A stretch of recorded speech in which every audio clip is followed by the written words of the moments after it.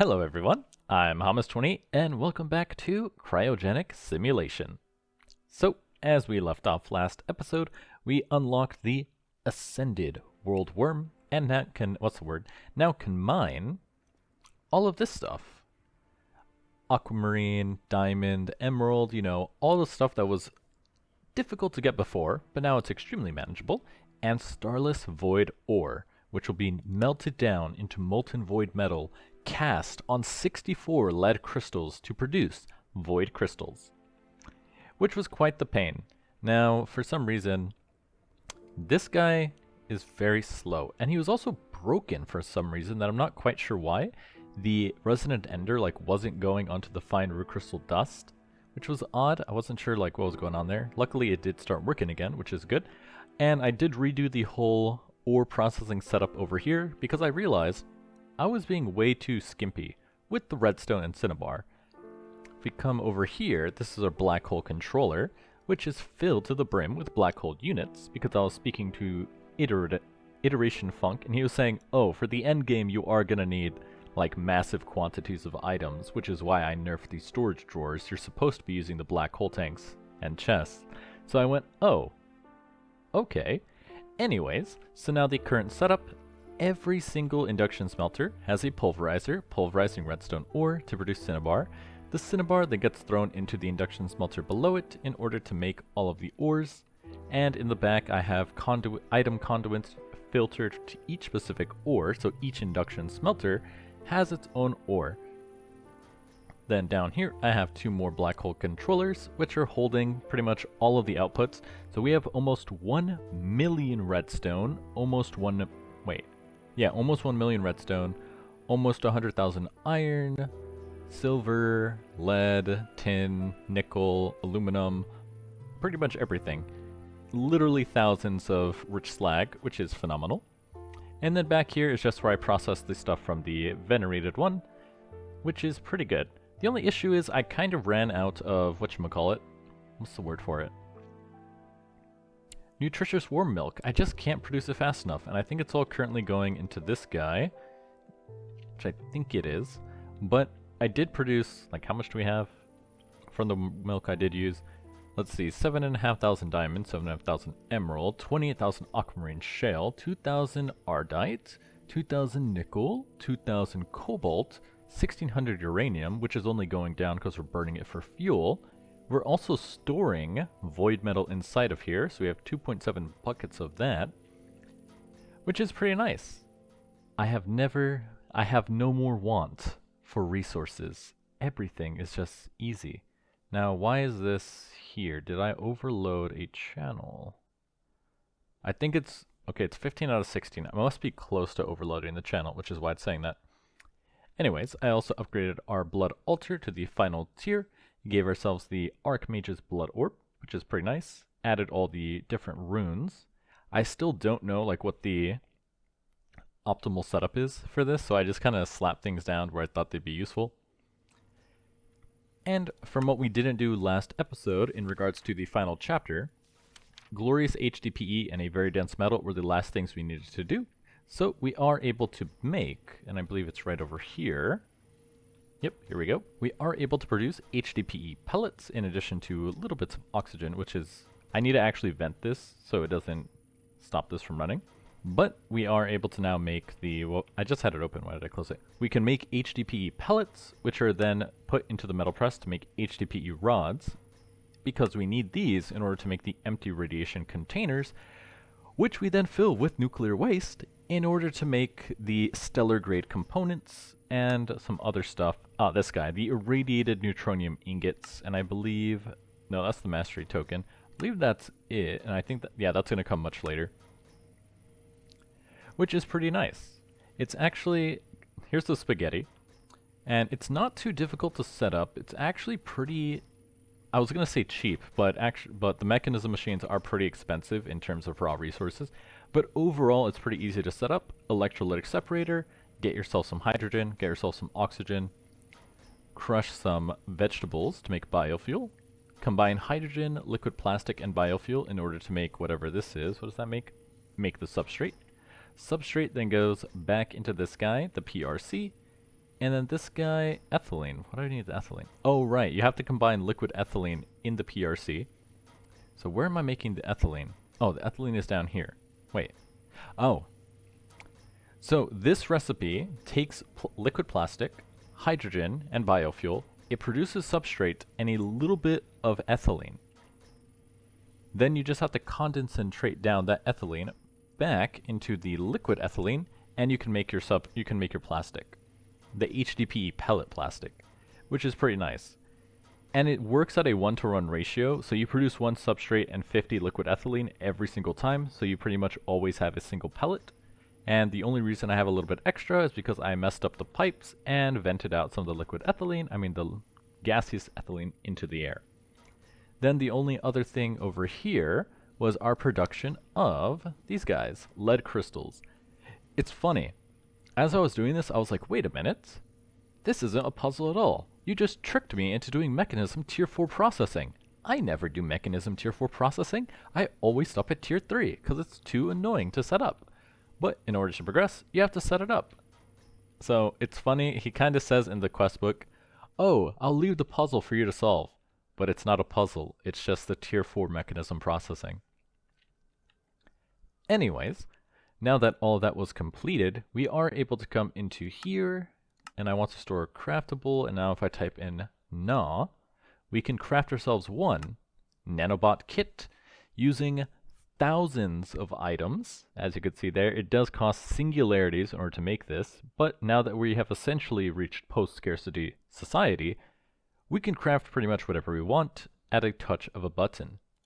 Anyways, while we wait for that to craft, because it does seem like it's going to take like 5 to 10 minutes or so of just straight auto-crafting items, where this pack is headed. So, this is episode 11, and I think we're pretty close to finishing the pack, as I was speaking to Iteration Funk, and he did mention that he said the playtime of the pack is around 75 to 150 hours. I'm currently at around like 55, 54, so there's not too much left, and at least going by the quest book, there's only one more category open. Now, he did mention that this category does have the most grind, because if you take a look at some of the stuff like the, here we go, I couldn't quite remember the name, the mastery tokens, starting with contained ecosystems, they're all essentially a grind to produce. Starting with the contained ecosystems being the easiest, as you can see here, it's all stuff found in the contained ecosystem. Why is magma block in there? Was there a biome that has it? I'm not actually sure, I just used it. Anyway, so that will make that, but then once you have it, you have to combine all 5 of the mastery tokens to make the finalized mastery token, and you need 32 finalized mastery tokens in order to craft Sanguis Nihil, the Sightless Eye of the Void. Using that, we could then make the black hole containment vessel, trade it to the gods in order to get the escape portal. So it's going to be quite the grind to get there, because 32 finalized mastery tokens is pretty insane in terms of, what you want to call it, item processing. But everything else does seem pretty easy. Sacrifice remains, that's pretty easy. 12 irradiated neutronium ingots, pretty solid. 64 blocks of sanguine metal, should be pretty easy. We're just not sure about the other stuff, like what goes into a soul crystal, void crystal, and soul cluster. So, as you could tell, the final chapter is probably going to have some of the more grindy stuff, which is generally just not that interesting to watch, because it's mostly just autocraft, waiting. Not much to do there. But at this point in time, we probably only have one more episode, maybe 2, before we finish off the pack and say goodbye to cryogenic simulation.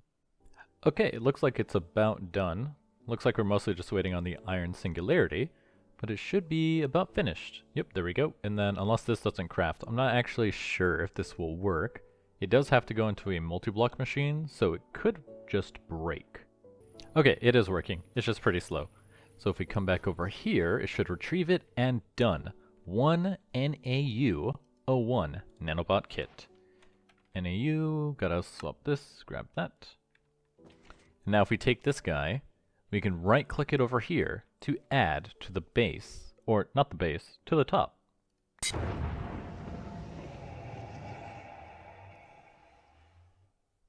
Very well, XC443. Everyone at the command center is very proud of you. Now the real work begins. Just put those grubby little caveman hands to use for a few more days, then we will let you have your freedom. Okay, let's see here what's going on. It looks the same. Progress requires sacrifice. Star engine. Starless void ore. Machine controller. What does this mean? Graduation day, the final chapter. It is time for you to leave the simulation. Help us achieve our grand design and you'll be free forever. You are so close. The end goal. Your final task will be to construct the black hole containment vessel. When we finally acquire it, our empire will thrive. End goal. Oh, that's right, your motivation?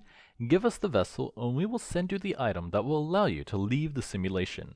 We assume that by now, you yearn to get your feet planted in reality, so make a final push, you resourceful caveman. As you might have noticed, there is a block at the back of the upper platform called the Nanobot Assembling Unit, NAU-02. You'll need to make another nanobot kit to create the exit portal.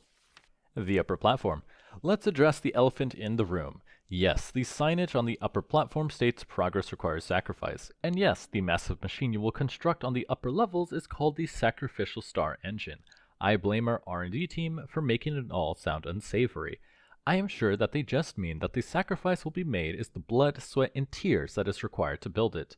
Maybe even sacrifice another night stag or two. We need 64 of those sacrifices, so that's going to be more than just a couple of night stags. I am confident that it's not worse than that, so you should put those thoughts out of your mind and get to work. After all, there is a ton of things to do before it will be operational.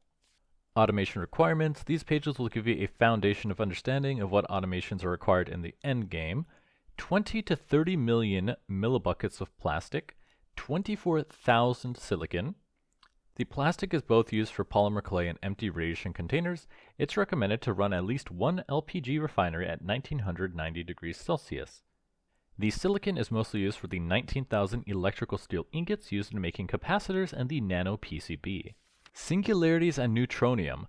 3.13 million iron ingots, 2.96 million redstone dust, 1.29 ingots of each ingot in the stellar singularity, 1.42 million coal, 1.29 million cobblestone, 785 void crystals, which is 50,000 lead crystals. Crafting the irradiated gears of mana and life, weather crystals, and the mastery token for the combat simulation require a lot of mana. We recommend setting up a big mana battery using sparks and mana pools. 16 mana pools as a buffer is probably a decent size. We recommend having a tier 5 charging altar with sacrifice runes for the charging the Archmage orb. Over the course of your final days in the simulation, you will use over 22 million LP from the Blood Network. 12 million LP will be used to make ethereal slates, and the remainder for other stuff. We recommend having a few thousand of the colored plastics in your system, the most important being gray and light blue for capacitors and transistors. Lime and light gray is also useful for making more logistical items for your AE network. At this point, you should craft steel ingots 24/7. This is advisable. We also recommend having a few metal presses, keeping your system stocked with HDPE rods, steel rods, and iron rods. Compressed iron gears are also important to stock. To craft the Grove Blood, which is needed to procure, I think that's supposed to mean like procure. Yeah, procure makes sense. D and R next to each other on the keyboard. The irradiated star blood, you'll need a lot of nature singularities. The purpur is the best procured from running a chorus flower and the phytogenic insulator. The rest is farmed in garden cloches. It'll probably be overkill to automate all runes, but at this point you should be capable of auto-crafting all of the previous runes, like the Rune of Mana. You'll need a lot of liquid starlight and resonating gems. A lot of liquid starlight will go into making the irradiated starblood and infused radiant stars. A lot of resonating gems will be required to make the combat simulation token and the infused radiant stars. To automate both the infused radiant star and ender crystal, you'll need a lot of pristine enderman matter and pristine wither skeleton matter. You'll also need a decent amount of pristine witch matter to secure sinister witch dust, which is necessary for cursed earth and the occasional nocturnal powder. You will need to craft 88 finalized mastery tokens. Each token poses its own automation challenges. If you've been diligent in your automation so far, the tokens of the earlier simulation should be easier to complete. We recommend setting up a dedicated industrial assembler for each token type. And now we can actually take a look at the actual 4 chapters, starting with the Sacrificial Star Engine. The Sacrificial Star Engine is going to be made from irradiated nano PCBs, gears of Mana and Life and Mastery tokens, ethereal slates, yada yada. To craft the Star Engine, you'll need 129 Star Engine casing, 28 Star Engine mechanical casing, 15 Star Engine processing units, 44 blocks of sanguine metal, and 20 acceleration runes. Below the 4 pillars in the structure, each tank has to be filled with irradiated star blood. This is its own challenge. The primary key to making it is Primal Nature, which comes from... Wait, Primal Nature? No, I was thinking of Primal Mana. You can set up cloches with speed modifiers early to be able to make enough nature singularities later on. Cloches with... Oh, speed modifiers just mean you can put in like bone meal to make it go faster. I was thinking there was like an item I could build to make them go faster. Chapter 2, the Soul Harvest. Okay, champ, to finish the black hole containment vessel, we need something called a soul crystal. The details of how we create them is not all that important, just need to know that you need 8 million LP in the blood network. Once the ritual is complete, use your hammer on the bluish crystal blocks, then collect the clusters. We still urge you to not put too much thought into what you're doing. Then infuse the crystal, and finish the crystal. Chapter 3, Sanguis Nihil. Now that you've procured the soul crystals we need, it is time to summon Sanguis Nihil, the sightless eye of the void. It is a slightly hostile star which has started forming a black hole. Don't look at us like that, we know. By now you are complicit in the prerequisites for summoning Sanguis Nihil. Just whip up some more soul singularities and sacrifice remains that has been anointed, and we will be well on our way to harnessing the power of this malevolent star. Once it has been summoned, you should quickly craft the containment vessel. And finally, the home stretch. Quickly craft the black hole containment vessel, then trade it to us via the Amadron tablet to get the exit activation item. If you haven't yet, you should also manufacture the NaO2 nanobot kit and use it to assemble the exit portal. Well, if you've ever played RuneScape, then you know that this current feeling is like when you learn that 97 is half of 99. Because it says you're so close, but I get the feeling that this single point is going to take the most time out of everything. Now, first things first, I do want to see, so do we build this guy, like, attached to this? Sacrificial Star Engine. And, okay, yeah, it looks like we do it like that. Okay, so it is cool that it builds, like, the frame first for us. And then we just overlay it on the top. So if we come out over here, we should be able to affix it to the right place, I think. Or actually, and is it just like that? I think it is. It fits. The Sacrificial Star Engine. Interesting. You know, I get the feeling that maybe the people feeding us the information are probably not telling the whole truth. Well, one of the first things we have to do is make this Celestial Soul tether to harvest some souls, and they did say not to worry about it, so why is that there? Oh, I know why. I was laying on some cable and I left it in my hand. There we go. And throw this. And someone gave me the tip that if you leave a block...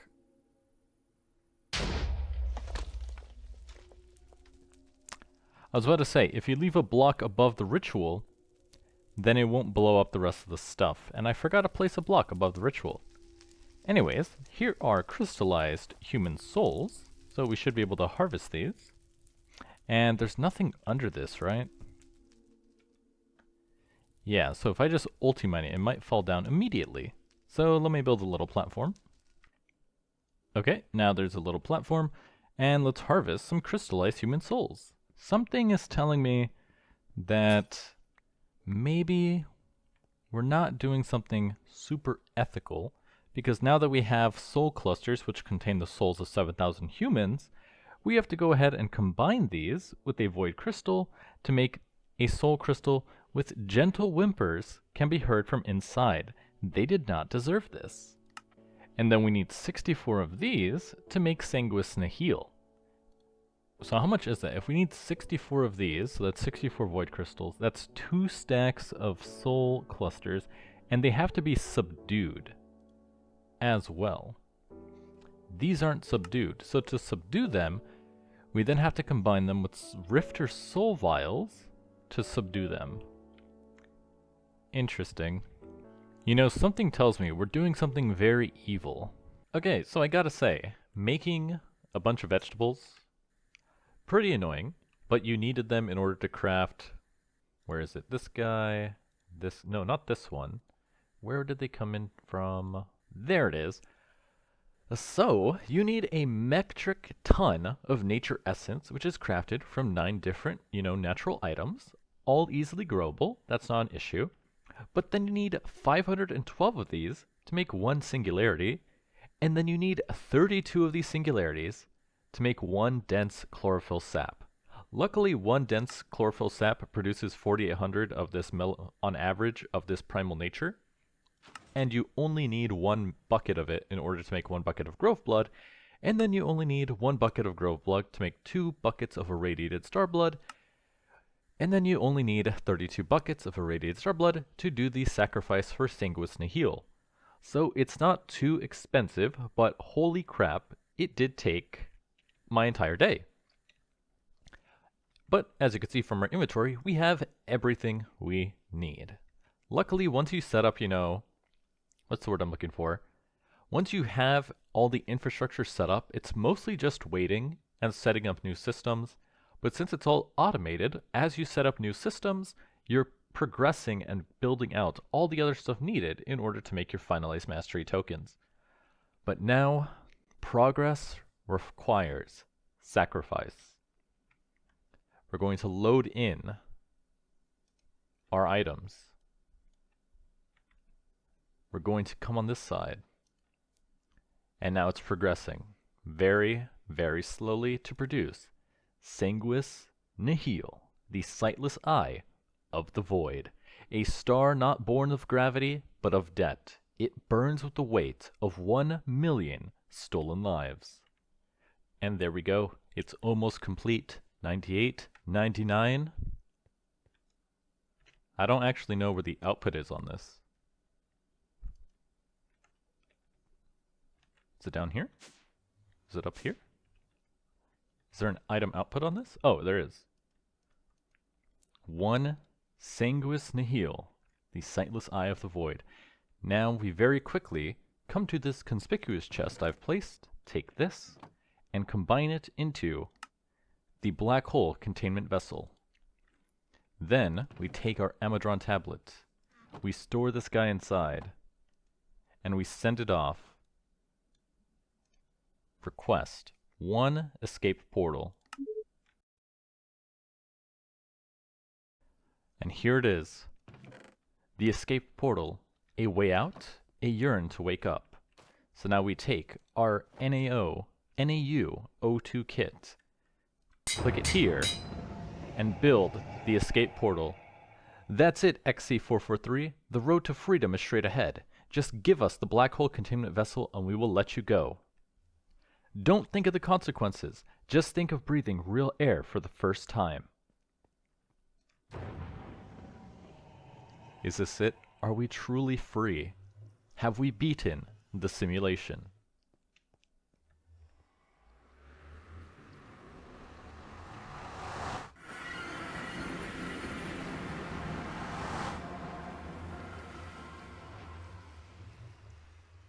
You have escaped the clutches of the simulation, and more importantly, Atlas. Was it worth it? You don't know. Thank you for playing Cryogenic Simulation. Advancement made. XC443 escaped the simulation. The cryogenic simulation has been completed. 1 cryogenic simulation completion portal. May 23, 2026. And that's it. There's nothing left. We've made it out. Sure, we had to sacrifice millions of human souls in order to get here, but I think it's all worth it. Now, as we watch the sun rise over a new day, breathe in that fresh air. We have completed Cryogenic Simulation. I gotta say, this was a pretty good pack. You can expect, one more episode. Well, not an episode, my review episode where I, write down the thoughts on the entire pack, explain my final thoughts. But I gotta say, off the cuff, really enjoyed it. This has really been like a masterclass on what a mod pack should be. Well integrated recipes. Every mod feeds into other mods for the horizontal progression to build into the vertical progression. There was a storyline which, while, not Oscar award winning, was pretty good because it started off very simple with, oh, you're trapped in the simulation. We're going to help you. We're going to help you leave the simulation. You just got to undergo some cognitive tests. Into, maybe there's something else going on here. Maybe Atlas isn't who you think he is. Why do we have to sacrifice human souls? Who is Sanguis Nihil? Questions that are going to be left unanswered. All in all, though, I really like the pack. It definitely solved one of the issues I always have with tech packs, where at the end they get extremely grindy. And this one, even though it had a really big grind at the end, it didn't feel grindy because of how it laid out that endgame grind. Hello, cow. For instance, like when I played Seopolis, the Seopolis endgame was like, okay, now that you did all of this stuff, go ahead and craft a bajillion items that you don't have the infrastructure for. That way you can so-and-so beat the pack. Whereas this one let you know far in advance, hey, you should really set up auto-crafting for all this stuff, build up tons of resources, and then right at the end just straight up told you, hey, this is how much you're going to need to finish the pack, this is what you're going to be working towards, and you already should have a lot of this infrastructure already set up. So it's really just going to be adding on additional infrastructure, building some new machines, just to get to that finish line. Now, I would say there could have been a little bit more fanfare with the Sanguis Nihil eye. It was a little boring that you just throw it into a machine and then boop, the item pops out and there's like, it doesn't do anything. I was kind of, I don't know if it was me, but I kind of had expectations of like when we put them into when we put the items into the sacrificial star engine, that there was going to be some kind of like thing happening, not just, oh, put it in, wait, item output, you're done, But maybe that's just me.